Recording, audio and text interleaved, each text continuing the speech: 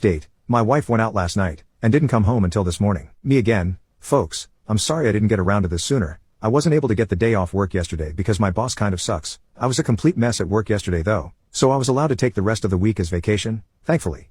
I think I went through all of the stages of grief while my soon-to-be ex was sleeping. I wasn't expecting my post to get any attention at all. I just figured I needed to try to talk to someone about it, because I was not in a good headspace. I made the post in the morning, and by noon she was still conked out in the bedroom. I had processed things a bit more, and I had a rough plan in my head that I was starting to set in motion. I made a short list of questions I wanted answers to, gathered up all my important documents, laptop, etc. Then I went into the bedroom and started packing myself a suitcase. I know a lot of folks wanted me to kick her out. I did consider it, but honestly I'm not overly attached to this place. We just rent, and I'm in a lucky enough situation to be able to say that paying half the rent for a few months isn't going to financially end me. It'll sting a little bit, I won't lie, but I'll make it, and I feel like being around this place is only going to remind me of her anyway. I need to be looking forward, not back. She ended up waking up about halfway through me packing my suitcase. There was momentary confusion as she looked around the room, then she just started bawling. Maybe this is awful of me, but I didn't bother comforting her. I told her I had the screenshots of her Uber and text messages from her phone, and that plus her confirmation was enough that things between us were completely done. She didn't answer me, and just cried louder. I debated trying to continue the conversation, but I decided to just pack the rest of my suitcase and head back out to the living room until she came out. When she finally left the bedroom, she sat next to me on the couch and asked me if we could talk things through. I told her as calmly as possible that wasn't how things were going to work. I was going to ask questions. I wanted honest answers. She told me she'd be honest, so I proceeded. My voice was shaking the entire time. It was taking me everything to hold it together, but I kept going. Was this the first time she had cheated? She started crying before she answered that, then told me no. She had cheated on me multiple times over the course of our relationship. It was, and I'm going to use her words exactly here, just lovemaking, a way for me to let off steam. None of it ever meant anything. I wrote a comment shortly after making my post that all the love couldn't just fade away in one swoop. Well, it can. It hit me right then that I wasn't dealing with my wife. The person I was married to literally wasn't in the room. This was someone different. She refused to tell me exactly how many times she had cheated. Just more than last night. Had she used protection? No hesitation from her before she nodded her head emphatically. She seemed surprised I'd even ask that. I'm still going to get tested just to be safe. I did some research into timing and I'm going to look after it. Were her friends also cheating on their spouses?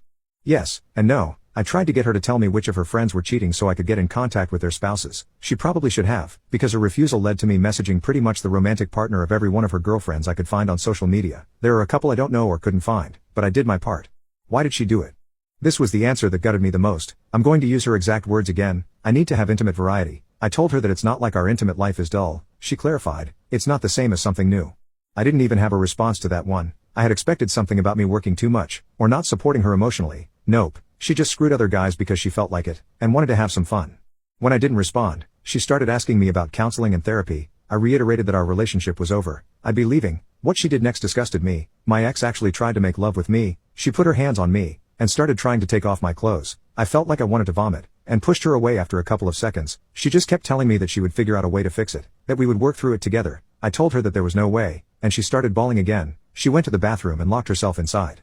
I was just sick of everything at that point. I called her mother, and told her what was going on. The full story too. The cheating, the questions I had asked, and the fact I was leaving. I've always had a good relationship with my ex's parents. They both decided to drive to town, which is about an hour for them. Once I knew someone was on the way, I just grabbed my things and left. Her waterworks in the bathroom were just annoying me because it felt hollow to me, especially given the answers to my questions. I ended up packing another bag before I left, and took all the things that I could think of that I felt sentimental attachment to, with me.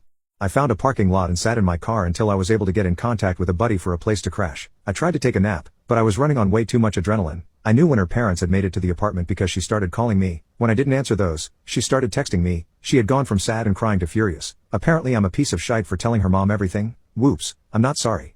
I've received roughly 100 texts from her since leaving. They range from name calling all the way to begging me to come back, to sending me pictures of the food she ate for some reason. I haven't responded to any of them. I feel like I said my piece before leaving. So that's where I'm at now. We didn't have joint finances, so that part was easy. I canceled all the subscriptions that go to my credit card just to be sure, and changed all my important passwords. I'm crashing on a friend's couch for the next bit, but I've got some feelers out to some short-term rental places until I can find something more permanent. I've got feelers out for a divorce attorney too. A co-worker of mine had a recommendation, so barring something better I'll probably go with them. I also wanted to say that I was shocked how supportive everyone was, and thank you for that, truly, from the bottom of my heart. It isn't easy for me to talk about emotional things with people close to me. This was an invaluable venting place for me. Thank you all so much.